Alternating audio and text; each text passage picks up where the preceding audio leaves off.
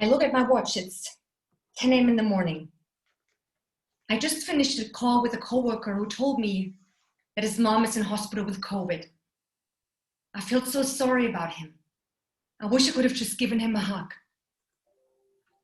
I stare out of the window, lost in thoughts. The sky is gray, just like most days. I'm supposed to finish that presentation today, but for some reason, I just can't get motivated.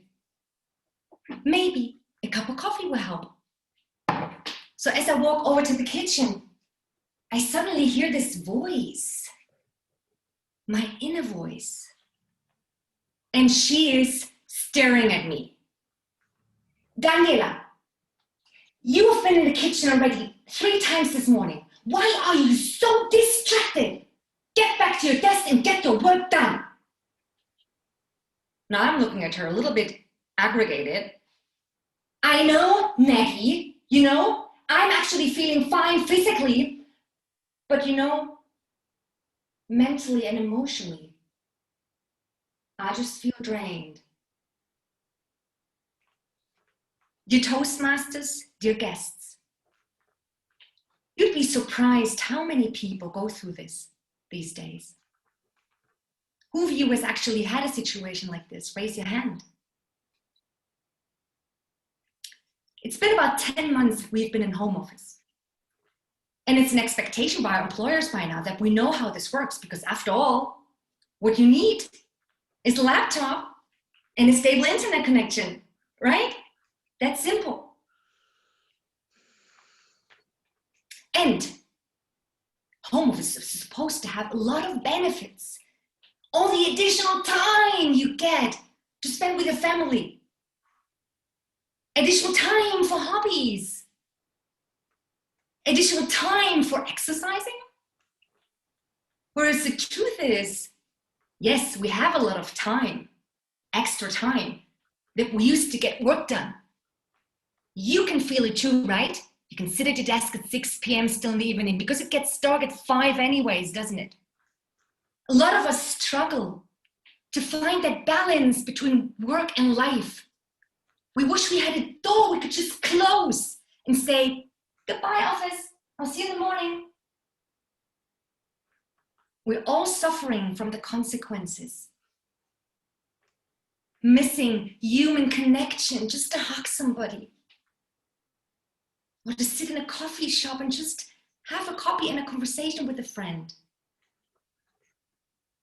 Now I'm wondering, is there any way we can stay positive?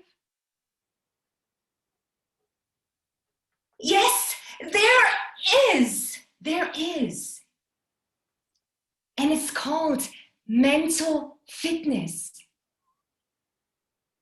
Now, according to its definition, it's a positive state of mind. It's a positive way how we feel, we think, and how we act. It's like mental therapy for emotional problems, So just as an example, let's take Maggie, who's a 38-year-old executive assistant with a very demanding job. And mental fitness helps her to stay positive. It helps her to better manage stress and be more resistant. And it also helps her to have more energy and productivity that she needs during the day. Now, I was curious. I was thinking, what do we need in order to stay mentally fit? And how can we get that? So I developed and conducted a survey at the end of last year. And I got feedback from over 130 assistants all across Germany. And one of their main triggers for stress, guess this, is the mental and emotional struggles. Yes, it's the mood swings, the being short-tempered, and the lack of concentration.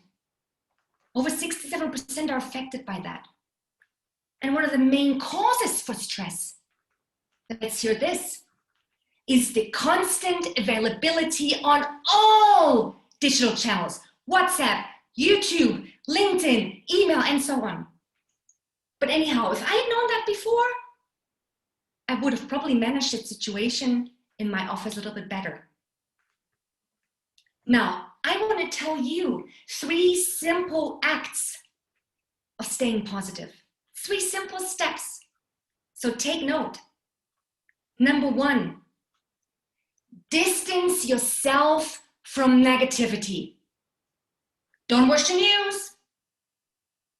Disengage from your digital devices. It's that simple. There are plenty of other things you can do. Number 2, rest and recharge. It's vital for optimum health and longevity. You must ensure you get enough sleep. And if that doesn't work, just try it with relaxation and mindfulness techniques.